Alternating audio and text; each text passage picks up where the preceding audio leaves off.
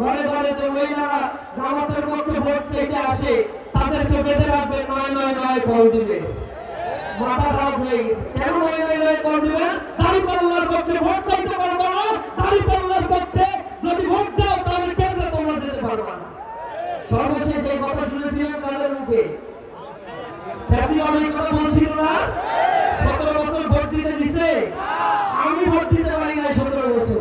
আপনারা পাশে ভোটাধিকার পাইনি। আমার ভোটাধিকার হরণ করতে যারা চায়, জুলাইয়ের কথা স্মরণ করো। দিল্লিতে যারা পালিয়েছে তোমাদের পালানোর বন্দোবস্ত তোমরা করো। আর এই বাংলাদেশের স্থান দেওয়া হবে না।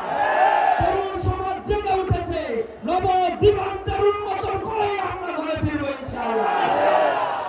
বাজিছে তামামা, বাদরে আমামা, শির উঁচু করি মুসলমান, দাওয়াত শেষে নয়া জামানার ভাঙাতেল্লাহ নিশান।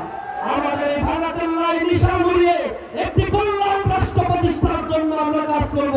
সকলকে সেজন্য রাস্তায় থেকে প্রতিরোধ গড়ে তোলার আহ্বান জানিয়ে আমার কথা শেষ করছি। আসসালামু আলাইকুম ওয়া রাহমাতুল্লাহি ওয়া বারাকাতুহু।